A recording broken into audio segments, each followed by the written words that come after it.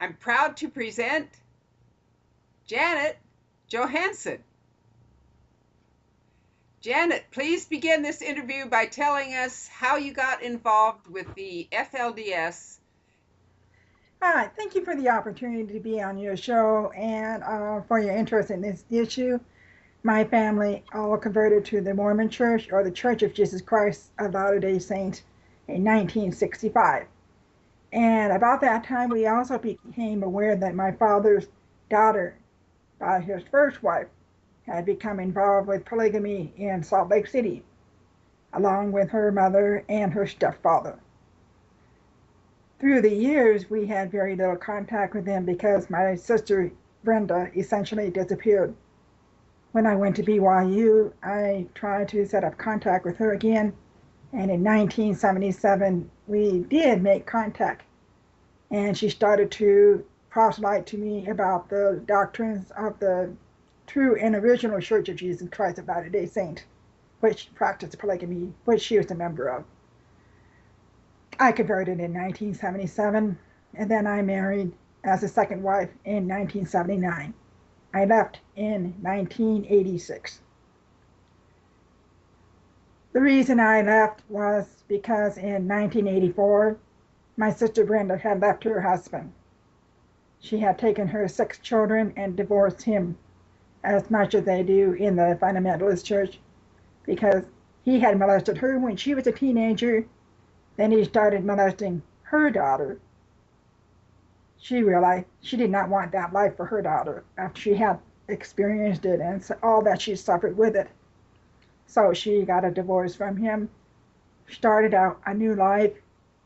They were enjoying their life independent of the FLDS, going to public schools, taking part in things in the community, and they were really making a life for themselves. In 1985, she got breast cancer. I was with her through that at the hospital and in her recovery. The word started going out in the FLDS that she was being punished by God for leaving her husband. When I heard that, I knew that there was something very seriously wrong, and it gave me the opportunity to kind of step back and look at all that had transpired during the time I was involved with the FLDS.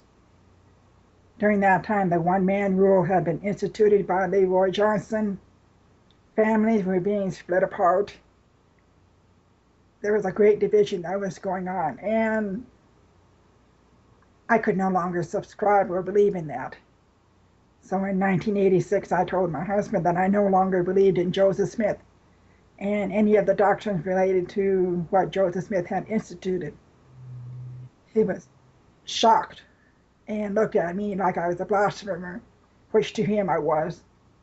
But to me, if that was heaven, well, I'd been in hell already, so I only had one way to go, and so I left in 1986.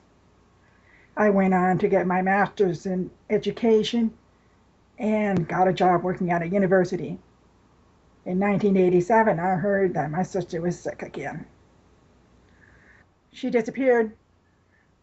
I looked for her and I found her down in Colorado City. She was at her deathbed. She was dying. She had been given to Vaughn Fischer. When I found out that the family had been given to Vaughn Fischer, and that knowing what I knew, that we would not have contact with them after she died, I told my family back here in Oregon that we had to do something, and we all decided that I would file to adopt the children myself because I had a very close relationship with them. And Brenda and her family had been planning to move to Oregon to be with me. When that happened, she died, and the Fischers went ahead with life as normal. We filed to adopt the children, namely me. Through several years and several court hearings, the judge agreed, yes, we were the blood family, the Vaughn Fischer family should not adopt them, but they left them with the Vaughn Fischer family. Now, the only reason the Vaughn Fischer family had them was because Rulon Jeff had assigned my nephews and nieces and my sister to Vaughn Fischer. And the only reason Vaughn Fischer accepted was he was ordered to. It wasn't something they did out of love or affection or any sense of caring for the children. It was just because they had been told to. We finally went to the Utah Supreme Court, where they decided after 2 more years that the Vaughn Fischer family was not prohibited from adopting just because they were practicing polygamy. And so therefore, my nephews and nieces stayed, and we lost all contact with them. Please tell us about your relationship with your nieces and nephews, and tell us about Vaughn Fischer's income bracket and who paid for that court. I had been very close with my nephews and nieces. I was there for 2 of their births. I was there for Christmas, Thanksgiving, birthdays. Several of them traveled with me up to Oregon to visit their mother's homeland. I was their aunt in all respects. I was Auntie Janet, and I enjoyed that role. In my marriage, I had no children because my ex-husband was 37 years older than I and sterile. So my sister Brenda said, "My children are your children." And they became that to me. They still hold a very special place in my heart. Now, the court case, Vaughn Fischer, in his home study, divulged that he earned $20,000 a year. Afterwards, I found out that the court case cost, they paid about $600,000 to the Snow and Nuffer firm for the court costs. Now, the only way that the Vaughn Fischer family had money to pay was because the FLDS paid that money to Snow and Nuffer. I call that 600,000 pieces of silver for betraying my family. Please tell us how many dependents the Vaughn Fischer family had before they took the 6 children of your sister. If I remember correctly, Vaughn Fischer at that time had 2 wives and about 15 children already. And that was before they adopted my 6 nephews and nieces. That's a lot of dependents. Yes, for $20,000 a year. Wow, I wish I could raise 2 children on $20,000 a year. Yeah. So, obviously, you know where the money comes from. It comes from the FLDS. We were not only fighting Vaughn Fischer for our nephews and nieces, we were fighting the FLDS. And we lost. And the loss was truly the children. Because what happened in that court case led to my grandniece being taken by Warren Jeffs at the age of 12 and raped and molested and permanently damaged. Warren Jeffs, the notorious pedophile that is now in prison, had 60 some odd wives, and she was one of his child brides. Yeah, Brandon Lay is the oldest daughter of my oldest nephew, Wayne. Wayne turned 18 the day we buried his mother. I could see immediately that he was being groomed by the FLDS leadership to control the rest of his siblings. They built up his ego. They rewarded him with a wife who happened to be Merrill Jessup's daughter by his wife, Ruth. They gave him additional roles of responsibility. Later on, I've read that he became one of Warren Jeffs' couriers. And then later I read that he actually gave his 12-year-old daughter to Warren Jeffs.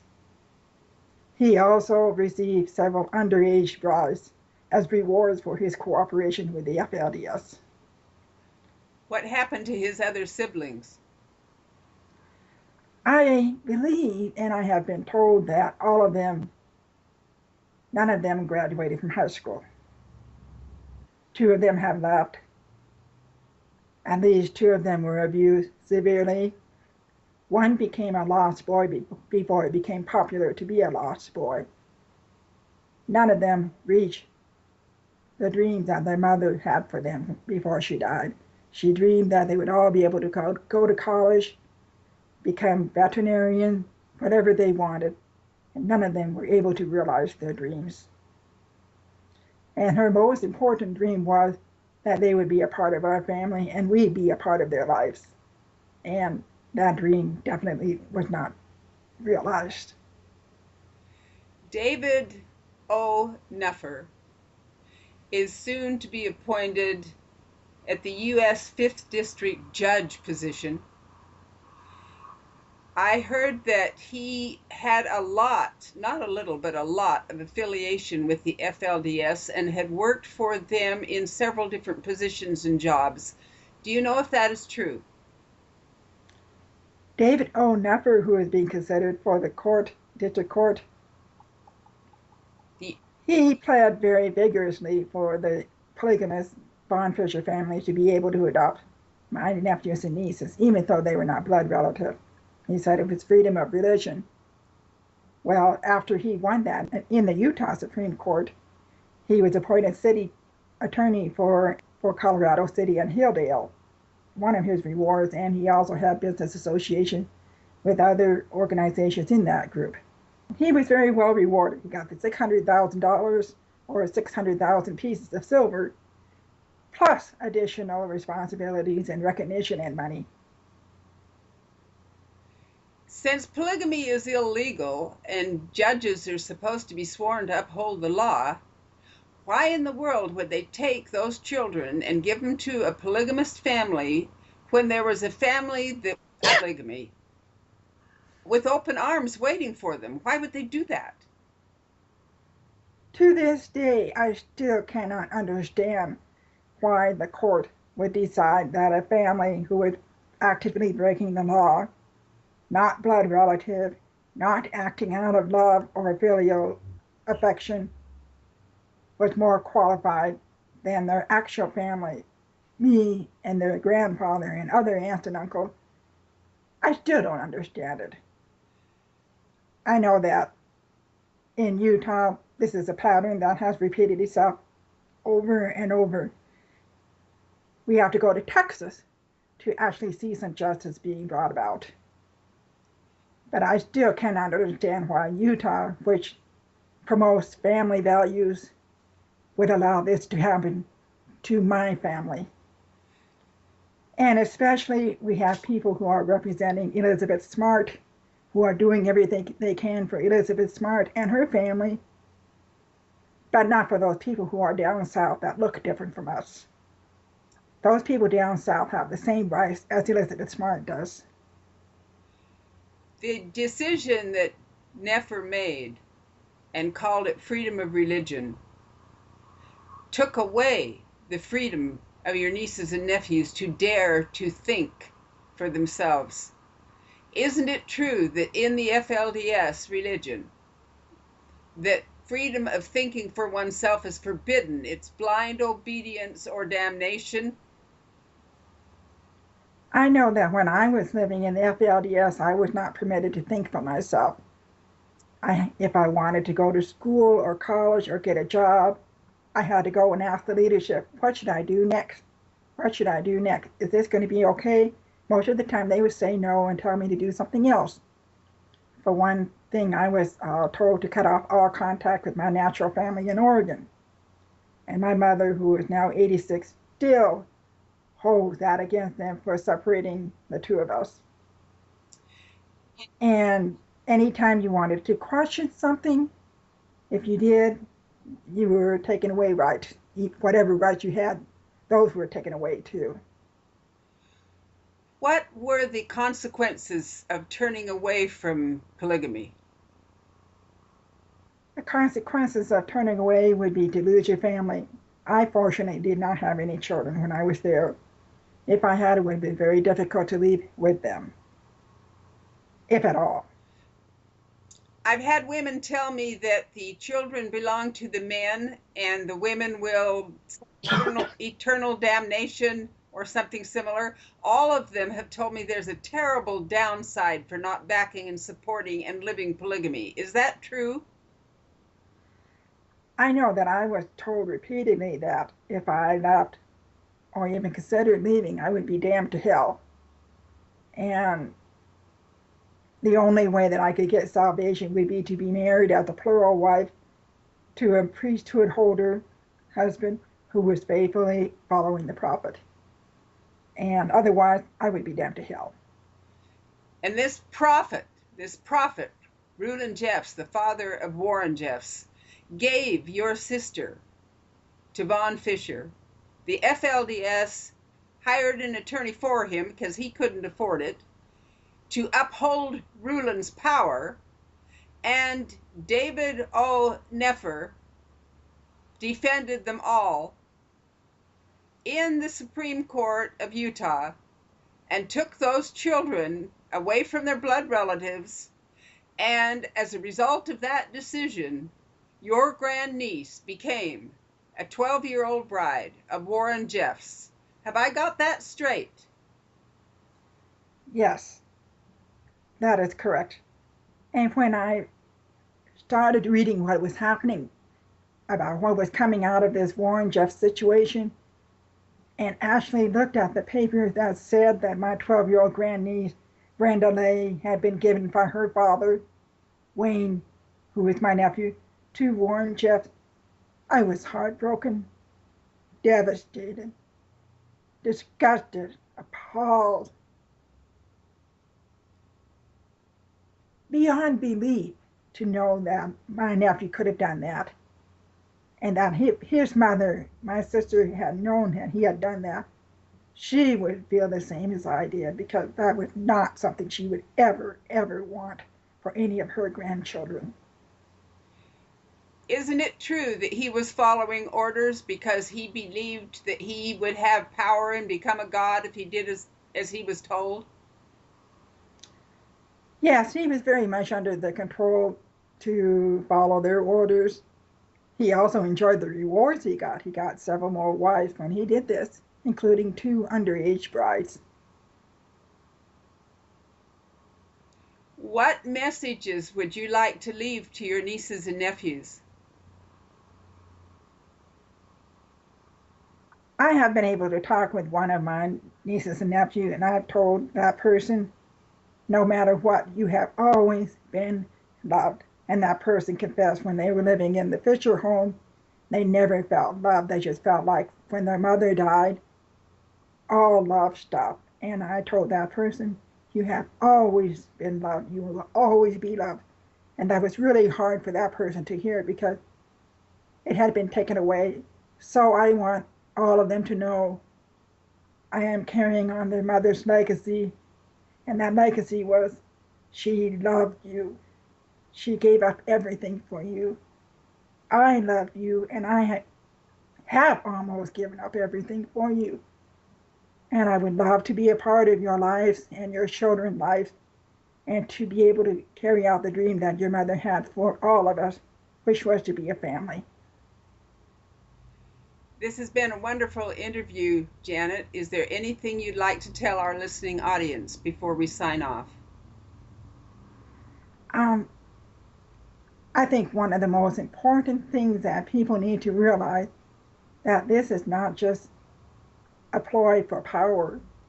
This is something that destroys families, and family relationships are the most important ones that you have in your lives.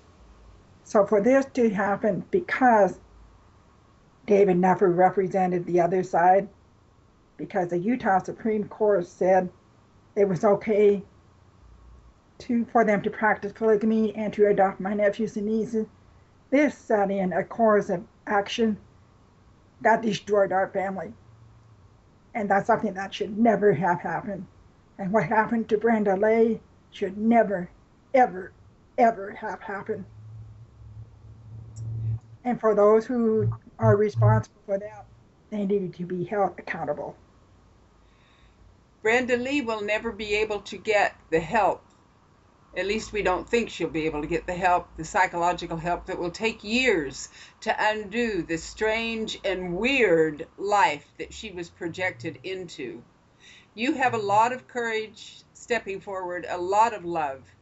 And I want to just reach through this telephone and give you a big hug and thank you with all of my heart for your courage stepping forward and helping people to understand the truth about what really goes on inside of these polygamous cults.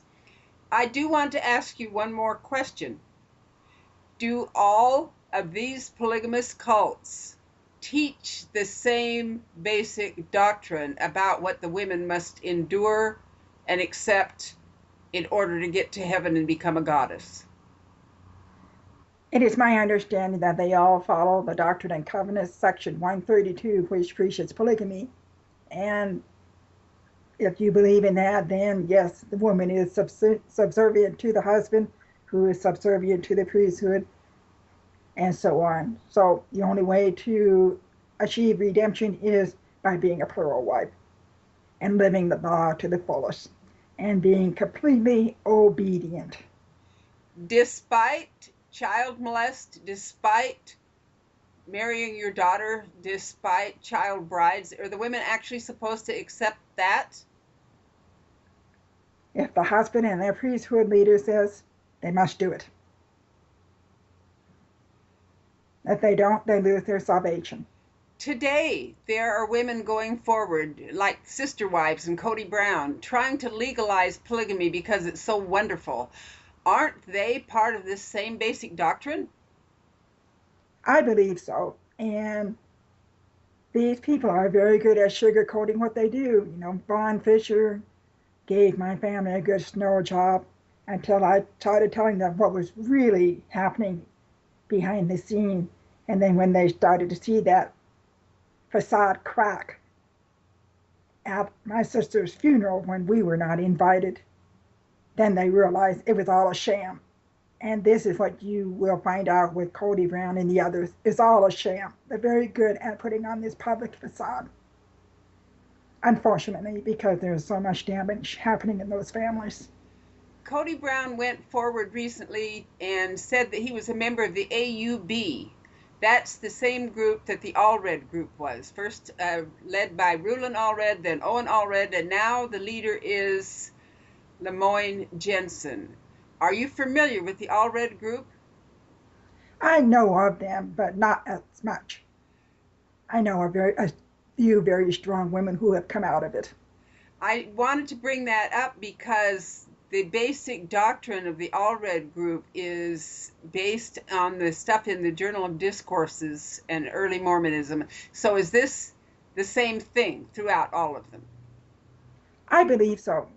If they all have the same root, yes, they are basing their decisions on the same doctrines. Were these books the same books you were taught with when you were growing up? Yes. Okay. Point I wanted to make. Sometimes you look back and you think how dumb you were. No, we can't know what we don't know. Well, there was one time I climbed out of my window at night and drove from Salt Lake City to almost as far as Brigham City on the freeway and just sat on the side of the road and cried for about 3 hours because I wanted to leave, but I didn't know how. I didn't have the money to pay for gas to go any farther. I didn't know how I would be received at home.